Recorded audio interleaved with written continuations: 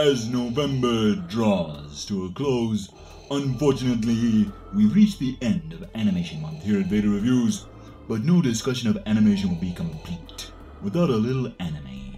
So all you animaniacs out there, get your donuts and keep your eye out for black cats Meow. as I review Trigun Badlands Rumble, directed by Satoshi Nishimura, based on the popular manga series written and illustrated by Yasuhiro Naito. The 26-episode Trigun anime was the first series directed by Nishimura, airing on TV Tokyo from April 1st to September 30th, 1998. Interestingly, it is one of the few anime to have greater success in the West than its native Japan, with my tool of Anime News Network naming Trigun as one of the most important anime of the 90s.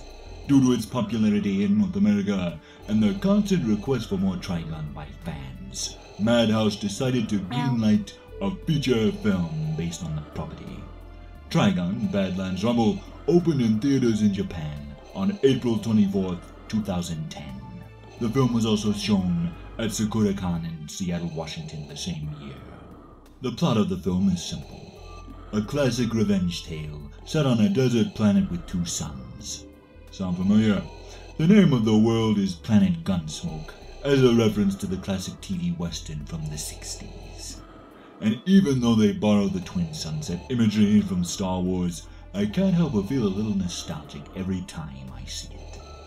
The film starts with a bang as a thief named Gasback and his gang rob a bank.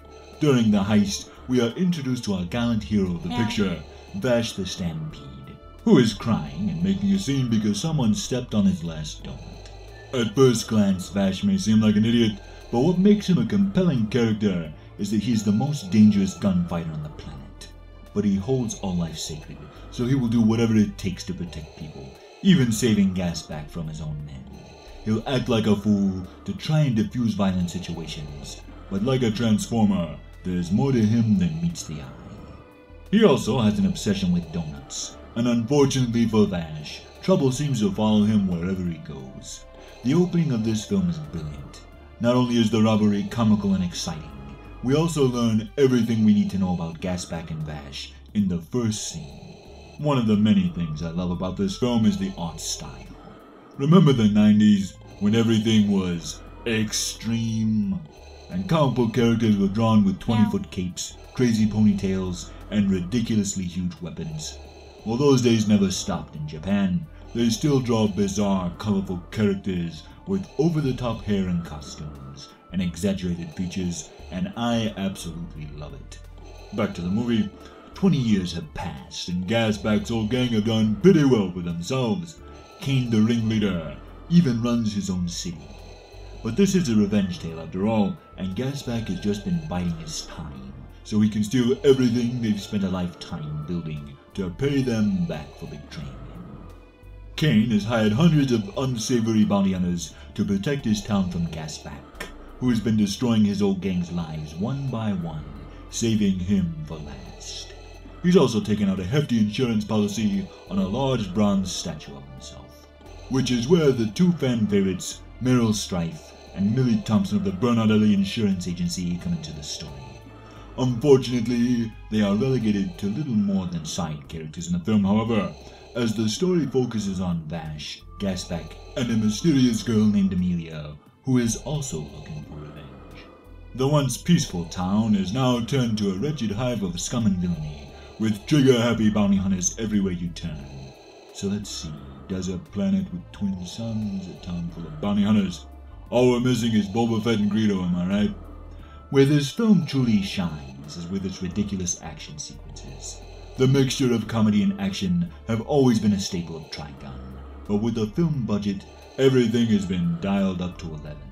It's bigger, crazier, and more over the top than ever, and it is a true delight to watch.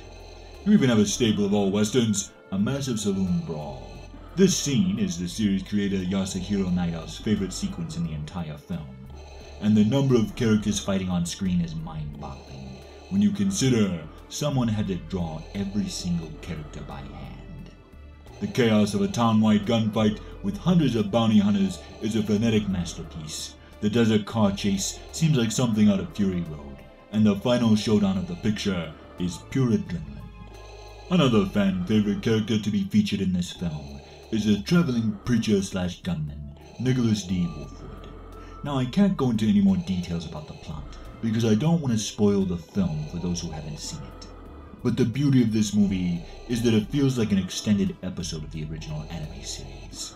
The best way I can describe Trigun is that it is essentially a spaghetti western with a sci-fi twist, set on a world that's a mixture of Tatooine and the world of Mad Max. I know this has been a different kind of review than my usual fare, but I wanted to make a case for why you should check out Trigun if you haven't already. It's a little weird at times, as anime tends to be, but for my money, it's worth every double dollar. Nishimura and Naito's goal was to make a film accessible for people who have never seen Trigun before, but also give longtime fans moments and callbacks to the series they would enjoy. What they achieve is truly impressive. 12 years after the series' initial release, they were able to perfectly distill the tone of the characters of Trigun into this one film. And with Hollywood beginning to dip their toes into anime adaptations with Ghost in the Shell and Battle Angel Alita, Trigun seems like one of the most logical choices for a live-action film. Keanu Reeves would make a perfect Wolfwood, but the casting of Vash would make or break the film. So let me know in the comments, who is your choice for good old needle knocking? Meow. Before I go, I'd like to take a moment to wish all of my loyal soldiers of the Empire a happy Thanksgiving. And I was told one of my viewers met my father at a gas station a few days ago.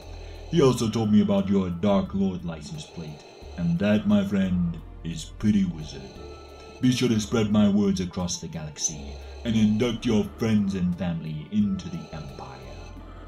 In the end, Trigun Badlands Rumble is an enjoyable and imaginative film, filled with over-the-top action and larger-than-life characters. But more than that, it perfectly encapsulates the tone and themes of the show in an easy-to-watch 2-hour film.